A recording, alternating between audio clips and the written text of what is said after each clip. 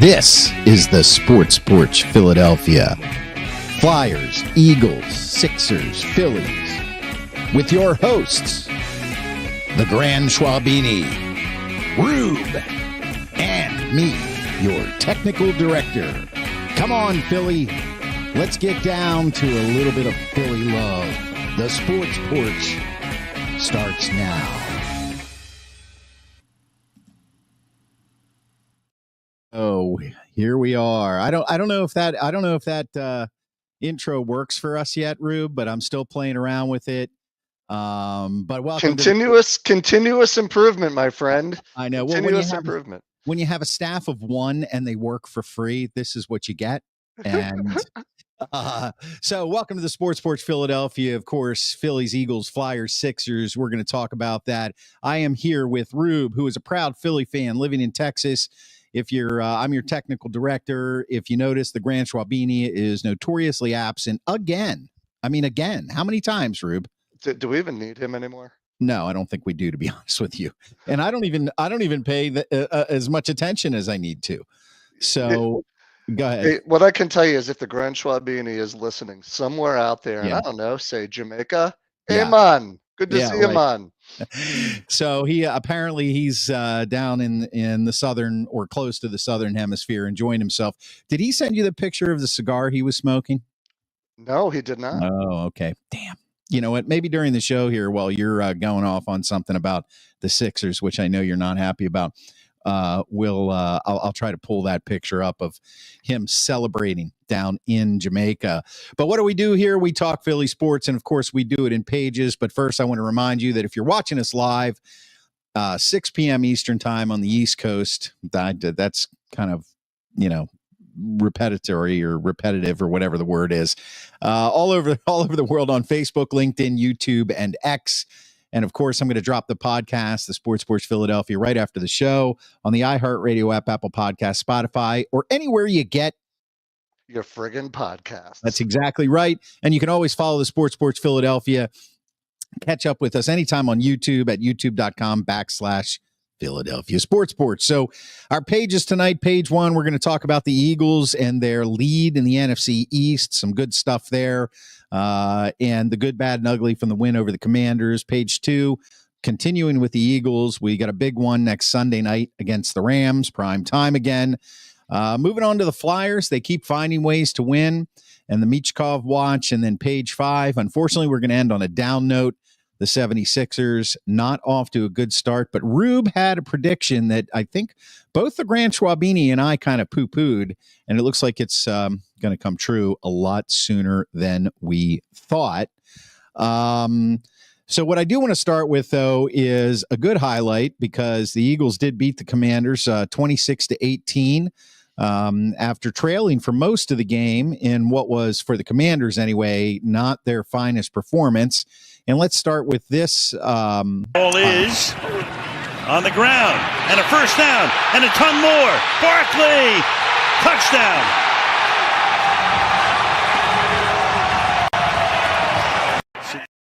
So there it is. One of Saquon Barkley's 2 late touchdowns to ice the game over the Commanders, 26-18. Just going over some of the stats. Everybody's heard these all week long by now. But Hurts was 18 for 28 for 221 yards. Barkley, 26 carries for 146 yards and 2 TDs. And A.J. Brown contributed with 5 receptions for 65 yards. The Eagles are now 8-2 in the NFC East. The Commanders are 7-4. We don't even really have to talk about Dallas or Dallas or New York, unless there's like some sort of major miracle. But what do you think, Rube? Let's do good, bad, and ugly. What was the good from this game other than the obvious? They won. Yeah, I think one of the goods, Mr. Technical Director, is I didn't have anything to worry about yesterday on a Sunday. All I had to worry about was my fantasy team. There was no anxiety. It was such a lovely Sunday, especially coming off a big win on Thursday and taking over first place. So Mr. Negadelphia is not going to be negative. He's going to say, hey, I think a lot of good came out of that game. Of course, there was some bad and some ugly we need to talk about. Yeah. But why don't we start with the good? our defense was great. Yes. I don't know what flip was switched on the bye week, but holy cow, we've looked like a brand new defense. The rookies are playing well. I think, Zach Bond, in my opinion, could be MVP of the team if it wasn't for Saquon. Yeah. He leads the team in tackles. He made a huge tackle on 4th and 1, which turned the momentum or continued to turn the momentum the Eagles' way. So listen, good. The defense was outstanding. Obviously, Saquon, 2 touchdowns in 20 seconds, is consistently on our good. And the fourth quarter offense was good. Yeah.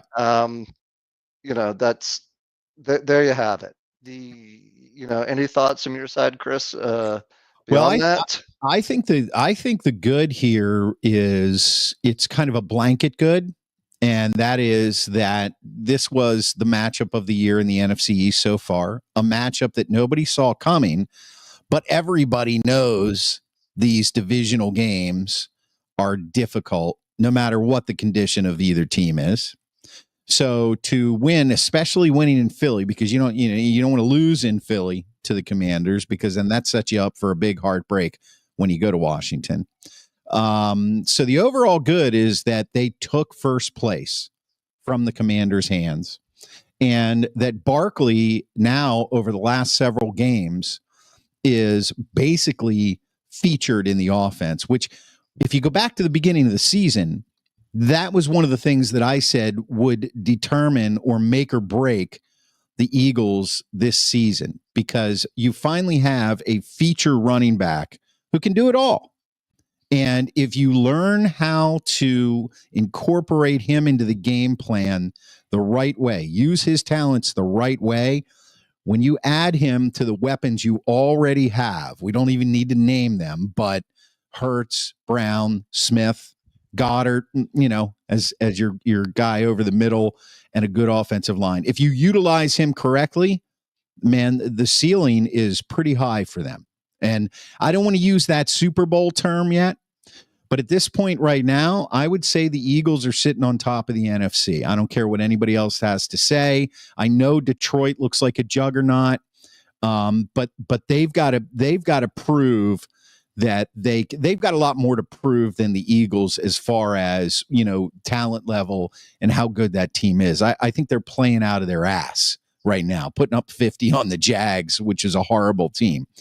So I think the good is that Barkley is really a featured part of that offense, and they can now start to lean on him more. Takes a lot of pressure off of Hurts, and that's great.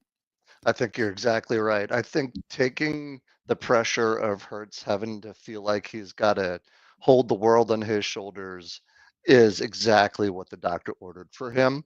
Let me ask you this. Here's a question. In a straight up trade, if this was to happen in Fantasyland, and you could trade Goff for Hurts, would you do it? No. No, wouldn't.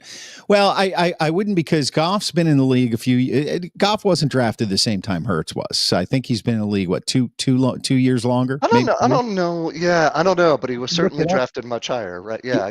I could look it up, but you can go ahead and look it up. Yeah. Okay. No, because I think that Goff, while I do think he's improved over the years, yeah, he was in the league before Hurts. He went to a Super Bowl and lost in a Super Bowl. Not that I wouldn't take Goff, because I think he is definitely a good quarterback. But I would. Hurts has more weapons on his own person, if I can say that. Hurts has more tools in his tool chest than Goff does. Goff is pretty much a drop back passer. So, and they proved that without a running back a couple years ago, when Hurts is playing well at a very high level, he can take him to the Super Bowl. Goff needs his weapons around him, and they've got great weapons. Well, Goff did go to a Super Bowl. He did. So Steve chimes in. Barkley's looking like an MVP candidate with his performance this year, of course. Lemmer, I always forget she's a Detroit fan, but sorry, Lemmer. Look, if the Eagles don't make the Super Bowl, if they don't win the Super Bowl, or they don't get to the big game, I would love nothing more than to see Detroit. I think they're the country's favorite, aside from whoever everybody's favorite team is. So props to them, and I certainly don't want to piss you off, because that would ruin Rube's life. I don't really care about pissing Amy off, because anyway.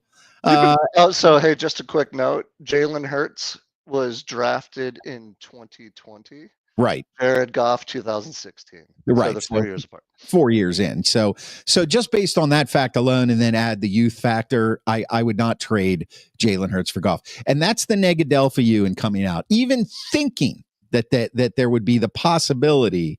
Just throwing out some scenarios here. Listen, when you have a generational quarterback like Jalen Hurts, or a franchise quarterback like Jalen Hurts, and you even have these thoughts in your head, that's like being married and having thoughts of the clerk at the grocery store. What if thoughts? Okay, you can't do that, Rube. You can't do it. Who does that happen to?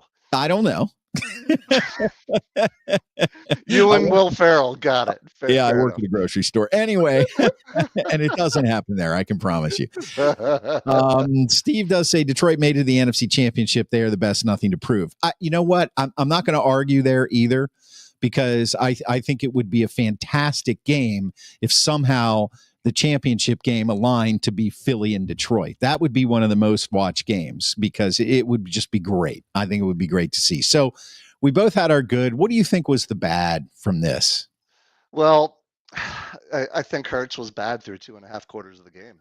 Right. Let's just call it what it is. He looked like a below average quarterback, except for a couple of runs. He missed wide open receivers a few times. I don't remember. I don't think he turned the ball over, but I'll tell you what, no interception. Decision making was slow again. I don't know. It's just tough with him. And you look at the body language on the sideline, it's supposed to be stoic, but for the first time, this stoicism looked to me like disappointed in myself, down. And I want to see him lead a little bit more on the sideline. I think with a guy like Hurts, he needs to get hit a couple times. He needs to be a little bit more excited, and he has to allow that emotion to carry him through the game. All these slow starts this year, at some point that's going to catch up with us. Listen, we had 2 touchdowns in 20 seconds from the MVP of the league. Right. Without that, I don't know where we were at. So listen, he was flat out bad for 2.5 quarters. Yeah, I find I would agree with you. I think with the way he plays, though, and the way they've incorporated now Barkley as their feature back and basically feature offensive player, Hurts did have a touchdown. So the other tools that I spoke of in his tool chest, they make up for that. 18 for 28 for 221 yards, no turnovers. He was sacked twice for 15 yards, but he did have a rushing touchdown. So he rushed. He had a tush push. He had a tush push, right? Going back to another one of my Rube predictions. Right. Well, Saquon did pick up one on him with 2 touchdowns. So the season's not over yet, but that he has to run for more than 30 yards to get a touchdown. I think this pisses me off. I didn't know that was one of the qualifications, Rube. I had no idea. It's not a qualification. It's the only way he'll get into the end zone with the touchdown. Yeah, probably. But listen, to me,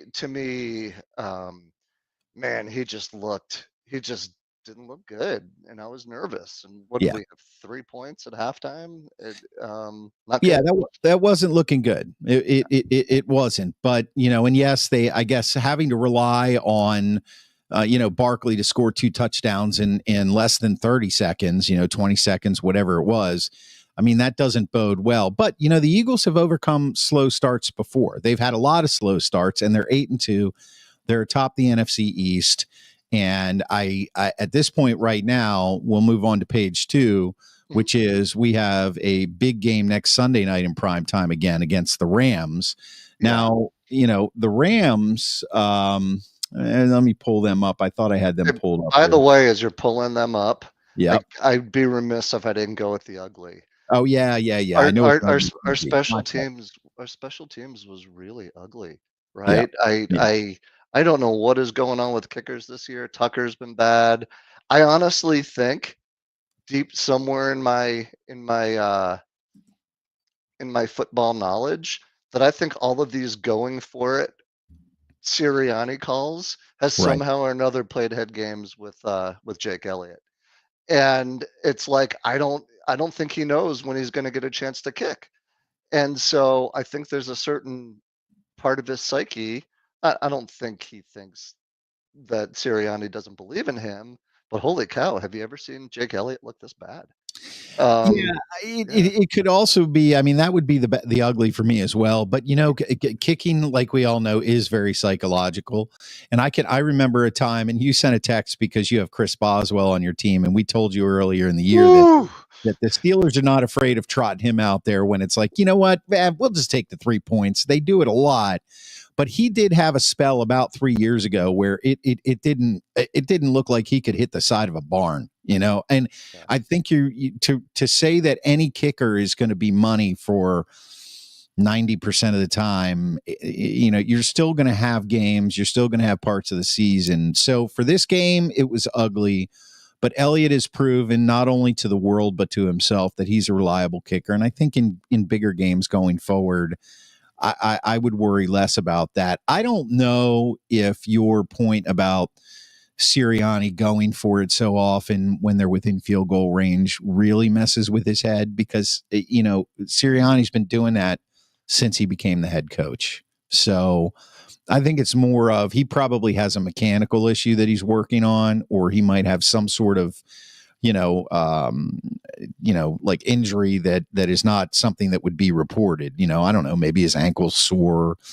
I just hope he doesn't have the yips, right? I hope it's not I hope it's not all psychological. I really hope he does have an injury based on what we saw. So anyway, back to the Ram. Yeah, and that's not a hot take. We don't know if he has an injury or not. It is he doesn't have an injury as far as the Eagles are concerned. So back to the Rams. Matt Stafford this year is his rating is 92.1. He's thrown for 2,500 plus yards. He's got 13 touchdowns and 7 interceptions. He has been sacked 21 times. Kyron Williams has 750 yards rushing with a long of 30 and 8 touchdowns. You go down to their receiving core, Cooper Kupp, who was injured, does already have 47 receptions, 4 touchdowns with a long of 69. And then you go to Tutu Atwell, Puka Nacua at 28. You know, I mean, this is a team that, in my opinion, is either getting older or injured. I know Puka is young; it's his second year in the league. That they are playing on the West Coast. I don't know if they play well in LA. It's an NFC game, so it does have some potential implications down the road. But it is a big game because you want to be able to pull away. The Commanders, since we're on this right now, I'm going to look up and see who the Commanders are playing next week, because honestly, I just can't remember. They are playing the Cowboys, so that's a W. That should be a win. Yep. But again, it's a divisional game and it's the Cowboys, so it is a big game. I actually look for them to do the exact same thing they've been doing, which is feature Saquon Barkley. And the beauty about that is now play action. If they would run play action, you get one-on-one matchups. Then you've got a headache if you're the Rams, because who wants a one? There's no receiver on the Eagles, even with Dotson. There's no receiver on the Eagles that can be covered straight up man to man 100% of the time. It's just not going to happen. So in this game, I would look for them to use a lot of play action. And in that case, when you've got those 2 receivers on the outside and the Rams defense is not what it once was, now you've got the option for Jalen Hurts to run. So maybe we see a few more designed run plays for Hurts to keep drives going. That's where I see things going. Matt Stafford is a statue. So that defense, it had 3 sacks. Who was it? Smith, Graham, and N'Kobe Dean. Did they have I think they had the sacks this last game and the interception by Blankenship. I mean, the defense is coming into its own now. So put pressure on Stafford, get to him, and they win the game. I don't want to go out on a limb and jinx this and say this should be an easy game, but I think this should be a decisive win. That's my opinion. How about you? I think it's going to be a little bit closer. I think it's going to be closer, and let me tell you why. One, Puka and Coop, they're both back. They're relatively healthy. They've made some changes to their offensive line. They allowed no sacks this past week, or I think it was 1 or 0 sacks this week. And Right. you see what happens if you give Stafford time. All he does is throw touchdowns. So he's got his 2 big targets back. His offensive line seems to have been solidified. They played the Patriots, so I don't know what their rush looks like. I assume it's not terrific given where they are in the standings. And here's the linchpin. They're only 1 game behind the lead in the AFC West. True. And so the Cardinals have been on fire, but we all know what we're going to get with the Cardinals. They'll essentially cool off at some point, and it's up for grabs. I think there's 3 teams that are 5-5 behind the Cardinals. So the Rams have a lot to play for. A, B, they're playing at home, and C, they got their weapons back. So that being said, like last week, we thought was going to be a bit of a higher scoring game. I think I said 24-21 Eagles. Right. I think you take the over in this one. It's warm weather. It's 2 good offenses. And I think the Rams see this one as an absolute must win. So, I'll call this one 34-28 Birds. Yeah, I don't even know if I can assign a score, but I will tell you the metric that I use both in baseball and football that kind of evens things out for me is the point differential. The Rams have scored 213 points and given up 239 for a negative 26 differential. The Eagles have scored 259 and given up 179 for a positive 80 differential. So when you look at that, and you just break it down to something simple like that, the Eagles should score some points on this defense. They just should. Now, I would definitely take the over in this game. And they are the worst defense in the NFC West as far as giving up points by 1 point over the Seahawks, which are 5-5. But yeah, you're right. The Rams, they're playing at home. They do have something to play for. The Cardinals have a half game lead over them. And the Cardinals have rattled off 4 straight wins. So, that streak's got to end at some point, and that could make all the difference in the world to them. And they have won a Super Bowl. McVay is a good coach. But I mean, I don't think anybody's not going to give the edge to the Eagles, even though they're playing out on the West Coast. They're favored. I think the Eagles are favored by 3 at this point. Yeah. So is there any game in the NFL right now where the line isn't 2.5 or 3 anymore? I mean, honestly, I think Vegas has been losing lately. I think I saw something somewhere. I don't know if it's the onset of AI or I don't know what it is, but I don't think Vegas is doing as well this year as they've done in the past. Yeah, Kind of it's like all the kickers out there. I think they're hitting gold streak. Saying Vegas isn't doing as well this year as they've done in the past is kind of like saying I only won 80 million in the lotto instead of 120 million. I mean, yeah. 100%. They're just not making quite as much money off of all of us idiots. Yeah. So, I'm excited for the game. Listen, it's fun that it's going to be a Sunday night game. Yes, prime time. I'll be able to watch this game. Thank God. Yeah, and what I'd like to, honest to God, what I'd like to see. God bless AJ, but man, Devontae, we've got to find ways to get him the rock. Yeah. It's like been 1 reception, 2 reception, then he'll break out for a big game, and then he'll go back to 1 or 2. I didn't see any crossing patterns last week, right? They did that so well with him a few weeks back. I forget who we played, and it's Cleveland. Like we forgot to run that play. And God bless, we ran 1 screen play to Barkley, that little flip over the top, and it went for like 30 yards. I don't know how far it went. Gosh, man, I just wish. I don't know if Kellen Moore and Sirianni are just waiting for the perfect time to pull it out. But jeepers, why do you have to wait? Why Yeah. not just run the screenplay and get Devontae and get Dotson and get Saquon and get Gainwell in space and let them go? Well, I wonder if it's an analytical thing. Because the Eagles are not the only team that we pay attention to here in the sports universe that is shy to throw over the middle anymore. I think it's a combination of A, analytics, B, the long ball is great. That's what they're looking for. And C, they are paying a little bit more attention. Those excuse me, those crossing patterns over the middle, that's where guys get their clocks cleaned. So, it may be, but they're all running picks, right? Right. McVay and the good offensive coordinators, they know how to run those rub routes, and they'll keep people off those guys in the middle. Yeah. I saw something today. I didn't listen to it, but they had Irving Fryer on WIP, I think, and his comment was, Hurts can't zip the ball in. And I think perhaps that's why they don't go over the middle with seam routes, right? You saw that on that interception versus the Cowboys. Right. He was just, if he's not perfect on his timing, he's not going to zip it in like a Stafford will, like a Goff will, like a Brett Mahomes Favre will. did. Yeah. Favre, like Josh Allen, who was just a beast yesterday. Yeah.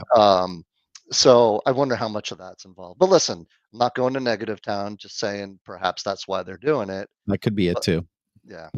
Yeah. Well, I think this is going to be an Eagles win. I think this is, I'm not necessarily convinced on the over because the Eagles, unless they get out to a fast start, I think they try to feel out the other team. They have a lot of scripted plays like any team, and that contributes to the slow start. So unless they break one, early and get out to an early 7-0 lead, and it just takes all the air out of the defense for the Rams, I think this is more like a 24-17 win for the Eagles. But it should be a win.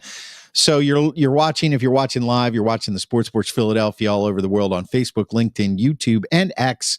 And of course, I'm going to drop a podcast right after the show on the iHeartRadio app, Apple Podcast, Spotify, or anywhere you get your friggin' podcast. Lemmer says, you mean you're coming back from Negative Town? That's right.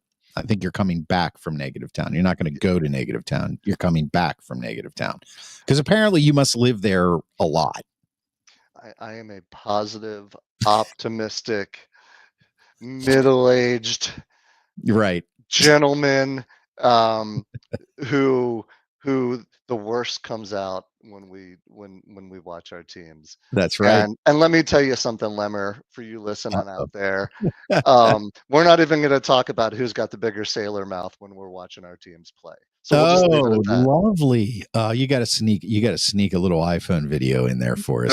There will be something, trust me. Okay, good. You are now on notice, Lemmer. All right, page 3, flipping it over. The Flyers, they're finding ways to win. They're 8-8-2, which Hockey Jesus likes to say they're actually 8-10, but 18 points in the Metro Division. There is a little distance between them and the Rangers, who are 11-4-1, or as Hockey Jesus would say, 11-5, with 23 points. But I'm looking at their last 5 games, and they are 4-1, and quite a few for those 5 games are 1-point games or 1-goal games. So they're finding ways to win. Michkov is scoring points. What's your take on this? Is this, this was supposed to be the year where like they bring Michkov in and Torts is kind of still whipping these boys into shape, and you've got guys like Konechny on the team, but goaltending is really shaky. And they're off to the kind of start which puts you in a position where you're like, maybe we're almost to Thanksgiving. Is this a playoff team? Are they going to put it together? I mean, is that where you're going with this? No, that's not where I'm going with this. Listen, it is. I'm just trying to get HJ into the conversation here. Okay. He'll pipe up. Maybe we'll bring in a special guest speaker with HJ later, but yeah. I'll be sleeping in my office tonight. Yeah, you've done that a lot, though, I'm sure. Yeah. Listen, it's fun. It's one week is different from the next around here. One week you're like, oh my God, they're going to fire Torts. They can't stop anything. They can't put the goal in the net. And you're just resigned to the fact that, okay, I'm okay with this season. Let's get a high draft pick. Let's not just barely miss the playoffs and get a middle first round pick. And then they string off 3 wins in a row. And so they've been fun to watch, right? One week they look terrible and they're boring to watch. The next week, Konechny scoring goals. Sanheim looks like an all-star defender, which is one of the things that we finally got right on our blue line. He's playing out of his mind. I think if the Grand Schwabini would be here, let me try to do my best Grand Schwabini. What did I tell you about Torts? He knows what he's doing. Listen, you got to put the young guy on the bench. The bottom line is this. You watch the great players and how they do it. You coach them in the background. You don't scream at them on the ice. And all of a sudden, he's playing great hockey again. Torts is a genius. Michkov's great.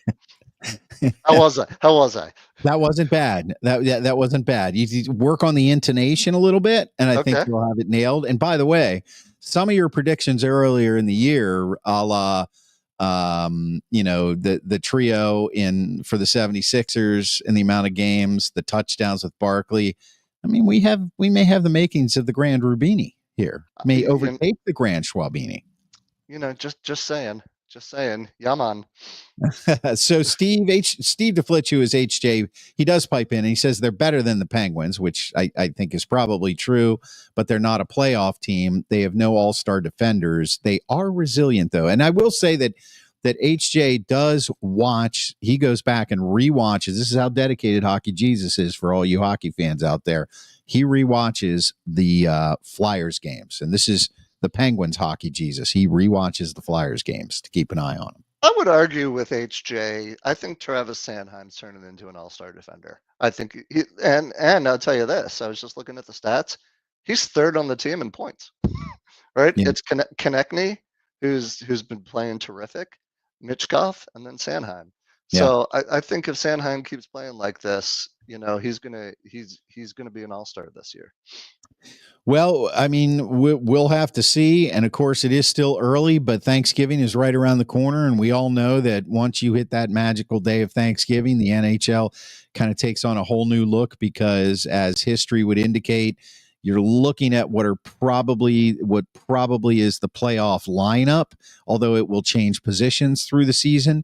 But anybody who isn't really solidly in the mix by Thanksgiving, usually it's a rough road. It's a rough road after that. So page 4, the Michkov watch. What do you got for us, Rube?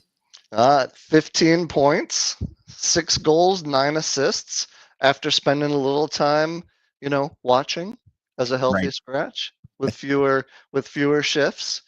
He's playing good hockey. He's contributing. And oh, by the way, if you look at the number 1 pick in the draft, Mr. Connor Bedard, Michkov has more points than Bedard. Actually, he's got double the amount of goals. So listen, I think as a rookie, Bedard was only drafted last year, right? Right. But they're probably around the same age. And listen, I think he's playing good hockey. Now, I'm no HJ. I don't know how his transition from offense to defense has been, which is probably why Torts is on him a little bit. He can't just be a cherry picker scorer. He's got to play both ends of the ice. Right. But he's a difference maker. Yeah. And it's nice to have another scorer on the team. And if we can get like Tippett going and we can get Farabee going, I think we'll score some goals this year. But at the end of the day, you hit on it, technical director. We got no one that can stop the puck. Urson's out again for a couple more weeks. I think they probably brought him back too soon. And any of the goalies that have OV or Av in their last name, usually it's a winner, not with the Flyers. They none of these guys can stop the dang puck. So we'll see what we're going to get. Well, I think things are looking up for the Flyers. I mean, the main thing about hockey that I think is very true is when you get one superstar like a Sidney Crosby, Mario Lemieux, Connor Bedard, who's the guy on Edmonton, the Oilers. No, that's Connor McDavid. Bedard is the guy, the Blackhawks. Their Yeah, first no, round I know. pick. That's what I'm saying is McDavid on the Oilers. Yeah. Any of these guys, when you develop them in your system and they play well, two things happen. One, they lift the team up. They play the guys on the line around them score more. And two, better players want to come play with them. So, this is that year. And look, again, 18 games in, they have 18 points, and I think things are looking up for the Flyers. That's what I see. On the other side of the state, not looking so good for the Penguins, but there's all other kinds of reasons for that. But they went through this. They had Crosby, they had a little bit of a lull, and then next thing and We'll see what they look. There's a bet. What is it? Steve says he bet you $100. I don't know what that's about other than the All-Star defender thing. But let me just tell you something right now. I don't think Steve has $100 to bet. So, let's just not. I think we have to talk to Mrs. Do we have to talk to Mrs. Steve? Does she Mrs. DeFlitch. Yeah, she will probably put the kibosh on that. Although maybe not. I mean, anyway, doesn't matter. Well, we'll see. We'll see how the Flyers do tonight. They're playing a good Avalanche team, although they're 500. Right, they're just like the Flyers, but I think the Avalanche's ceiling is much higher than the Flyers this season. Maybe, but we got them at home, and we'll see what we look like. I think there's going to be peaks and valleys. I'm riding the trend, right? 3 points make a trend, right? And that's good. But I think we'll see this as the season goes by. We just got to enjoy the peaks while we got. Well, for once, there's something exciting, an exciting player to watch, and that is Michkov and Michkov madness. Okay, moving on to page 4 on the sport, or page 5 on the Sports Philadelphia, all over the world. If you're watching live at 6 p.m. Eastern time on Facebook, LinkedIn, YouTube, and X, and of course the podcast, you can get that anywhere you get your podcasts: Spotify, iHeartRadio app, Apple Podcasts. Page 5, not so great. The Sixers. Can this thing be fixed? Did you think at the beginning of the season, Rube, that you would be asking yourself this question 12 games in when they are 2-10 and have now lost 3 in a row? I hate to say it, Chris. Yes. But I told you so. Now listen, this isn't a new I told you so. And I'm going to go on a little bit of a rant. And I think it's well founded. Back when this whole process thing was going on and we were dumping games and it was hinky and it was whatever, and then we had that dingling, what's his name, starts with the C, the guy that got caught with the burner account, Colangelo. Yep. And now this guy Morey. It's been bad all the way from top to bottom. I'm just about fed up with Embiid. I really don't care what he does the rest of the season. In my opinion, the Paul George thing is the biggest waste of money ever. Like I said earlier in the year, and I'll keep saying it, I honestly think it'll be miraculous if these guys 25, maybe not 30, 35. Let's just say half the games this season that all 3 of them don't play. Right. I think it would be a miracle. So I think it's time to burn the whole dang thing down. I think it's time to get rid of this GM Morey and go get someone who knows what they're doing. I've heard the word fraudulent thrown out with this team. I don't know how Josh Harris tolerates it, but they're unwatchable. They're a dumpster fire. And I think the only thing good that's going to come out of the season is you're going to watch this kid McCain. Maybe he turns into another star, which we didn't think was going to happen. But it's early. It's a long season. But maybe we start building around our backcourt with he and Maxey and figure out how to move forward. They're a train wreck. They're a train wreck, and they're not worth watching. I wouldn't pay a penny to go see them play. So, in other words, am I hearing you 12 games into the season throwing in the towel? I threw in the towel 0 games into the season because I saw this coming.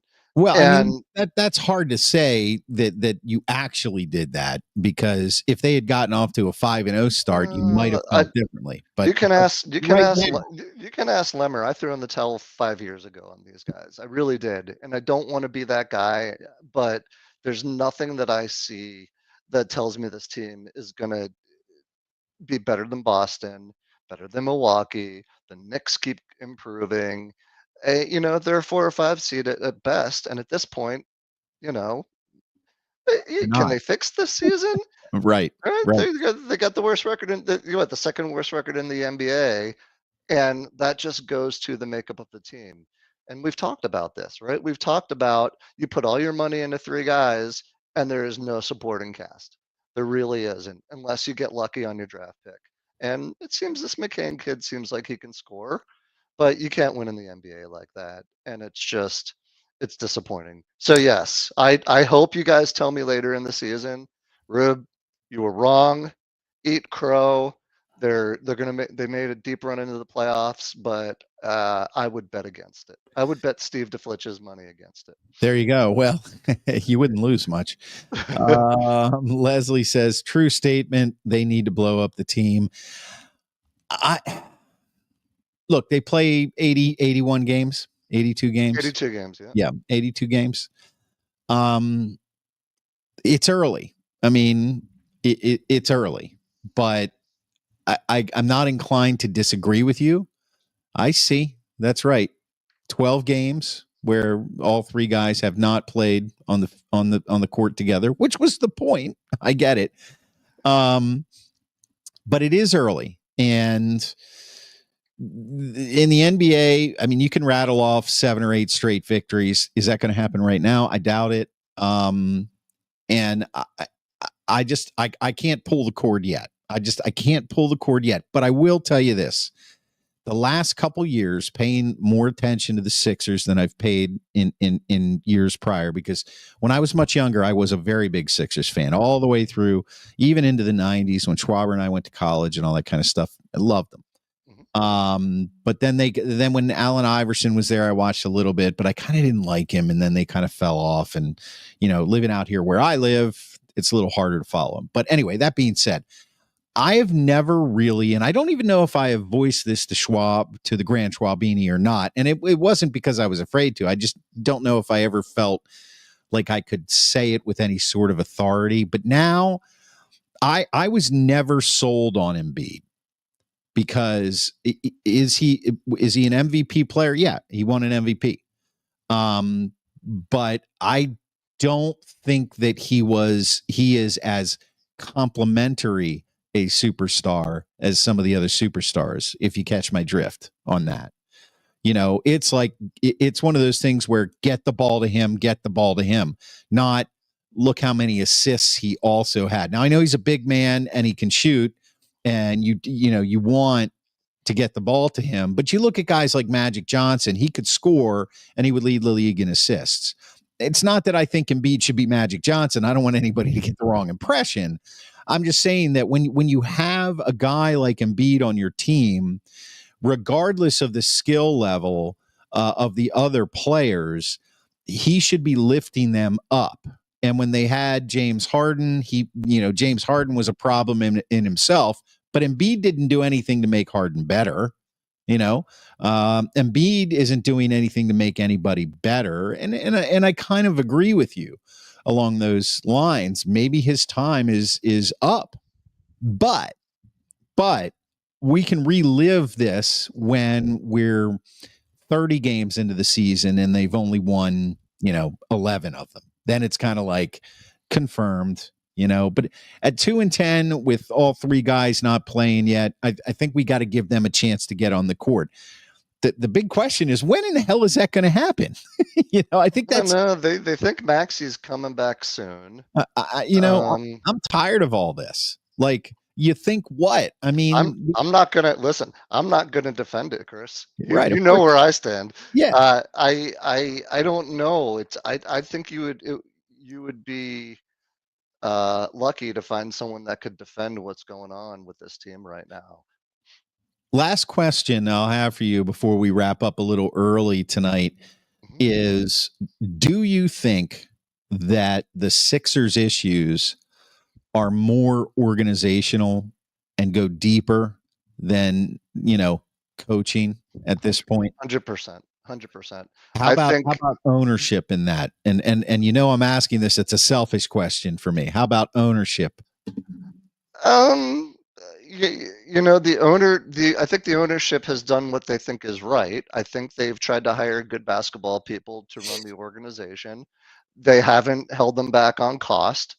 And I don't think it's the ownership. I mean, look what Harris did with the Commanders, or is doing with the Commanders. I don't think Well, I mean, he's got to look. There's a long road to hoe when it comes. right, but to he's Commanders. regained a I'm gonna lot of use that as trust.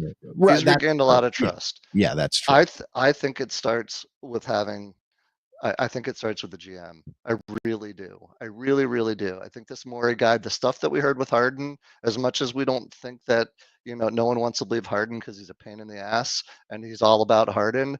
I find it I find it very believable that this guy didn't screw him and go back on his word. He just seems to me like a shady character. He didn't do jack. He didn't do jack with Houston. You We can say thought, jack shit here. It's okay. yeah, Nobody I will don't slap know. you I'm on the trying wrist. not to be. I'm trying not to be a sailor, but I don't want to be emotional about it. But he's not good. Yeah.